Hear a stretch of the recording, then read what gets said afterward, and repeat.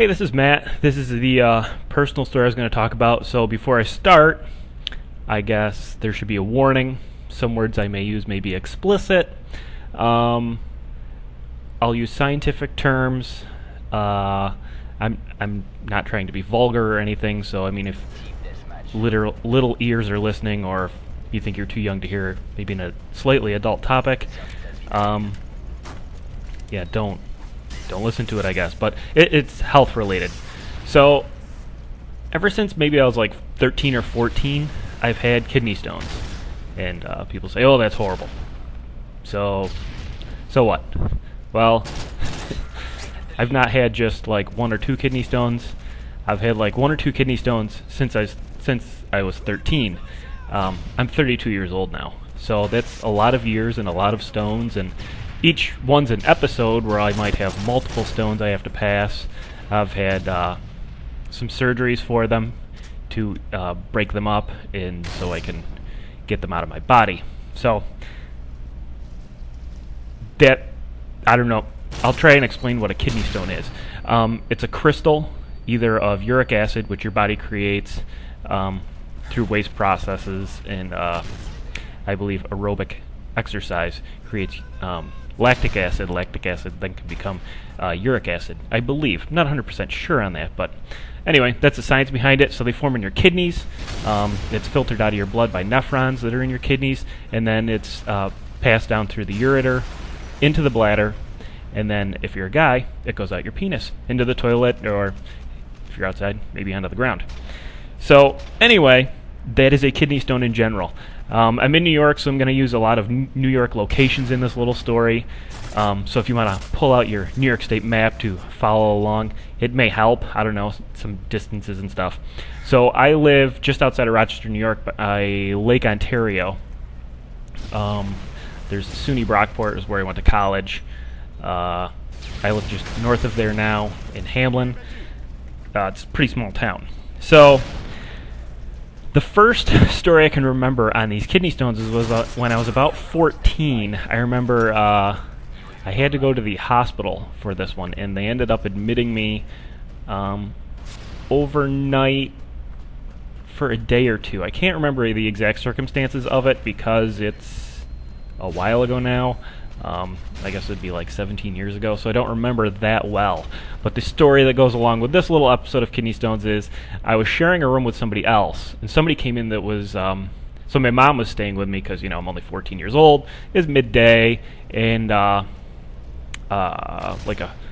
an ambulance guy wheels this other guy into the room that I'm sharing. At the time, the bed was empty, so it was kind of nice, like I had my own room. So the guy came in, wheels this other guy into bed, I think in like a car accident. He had like some burns on his body, but it wasn't serious, and he just needed some time to recover and stuff.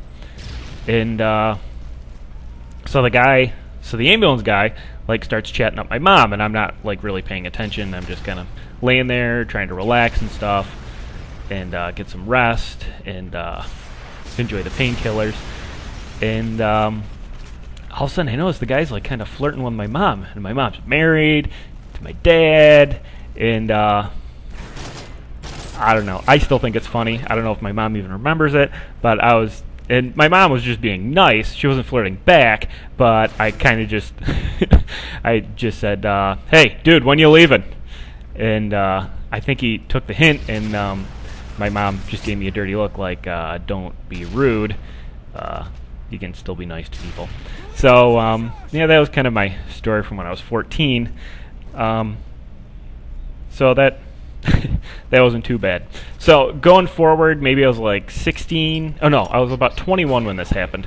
So there's two ways you can get stones out of your body. Well, three really. The worst stones, I mean, these are huge stones. If you got that problem, they'll cut you open and take them out. Another way they do it is lithotripsy, which is an external procedure. It's still done in a hospital with general anesthetic, which means they put you out. General anesthetic means that you're completely out. They take a high-frequency device that pounds the hell out of your kidney where the stone is, or maybe if it's in the ureter, which is the tube that goes between the bladder and the kidney, they pound the hell out of it. It's called lithotripsy. And they break the stone up through essentially just beating it. And then you pee out the gravel. Sometimes they put a stent in, and what a stent is just a tube they put in your ureter to hold it open more so that the gravel or stone can pass. Another way they get stones is they use a laser. So what they'll do is they'll, again, general anesthetic.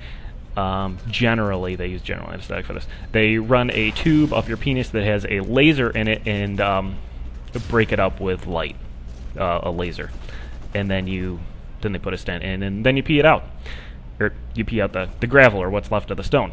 So I had lithotripsy done maybe 3 times, and the one time there was too much gravel, and I ended up staying in the hospital for a long time because the gravel actually blocked one side of my urinary tract.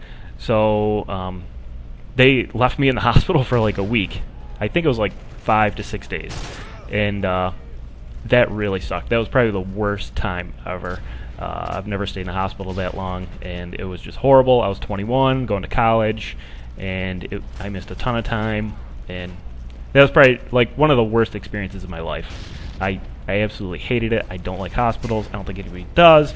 That was horrible.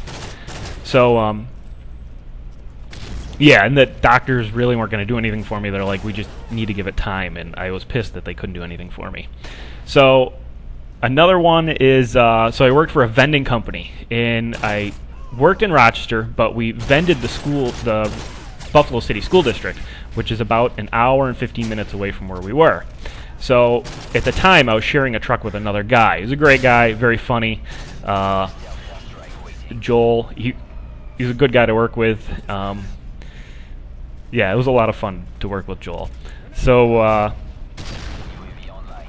I would tend to do a lot of the long driving, and he would drive in the city. So I would drive up there in the morning, and he'd take a nap in the truck. And then during the day, when we were driving around, he would drive around through the city. And then on that night, I would then drive home, because he had a tendency to also fall asleep then. Even though I said he would drive home, I don't like seeing the guy who's driving this giant truck fall asleep while we're trying to drive. So I would volunteer to drive home. So one night, driving home, it's like 6 o'clock, the day's done, I'm beat, and I'm driving the truck home, and Joel decides I'm going to go to sleep.